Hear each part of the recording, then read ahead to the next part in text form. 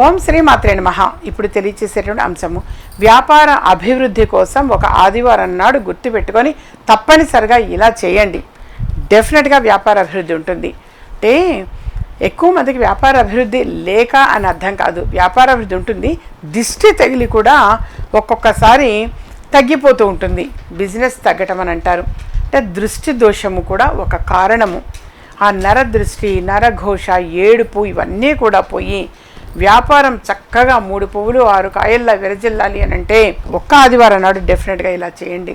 మీరు ఆదివారం మీ షాప్ కట్టేస్తామమ్మా అనుకుంటారేమో, స్పెషల్గా వెళ్ళండి. ఆదివారం రోజు వెళ్ళి 5 నిమ్మకాయలు తీసుకొని వెళ్ళండి.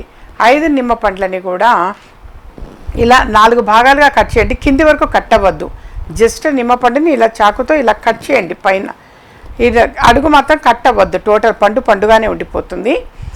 దాని లోపల ఇలా 4 భాగాలు కట్ చేసిన తర్వాత దాని లోపల కొంచెం మిరియాలు, పెప్పర్ అంటాం, మిరియాలు, కొంచెం తెల్ల ఆవాలు కాస్త పోసి ఈ 5 నిమ్మ పండ్లని కూడా ఆ మూలొకటి అక్కడొకటి అలా ఒక 5 ప్లేసెస్లో మీరు వీలైతే కనుక మీ కౌంటర్లో కూడా ఒకటి అట్లా పెట్టించండి.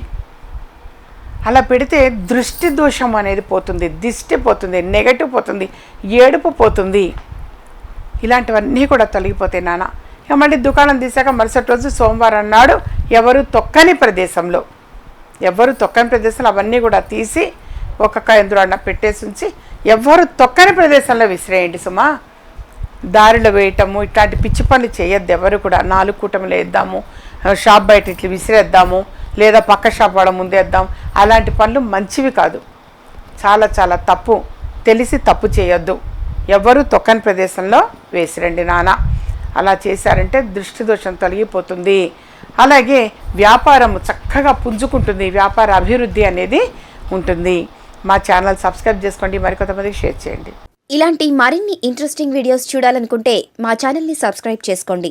పక్కన కనిపిస్తున్న ఈ గంట సింబల్ని ప్రెస్ చేయండి.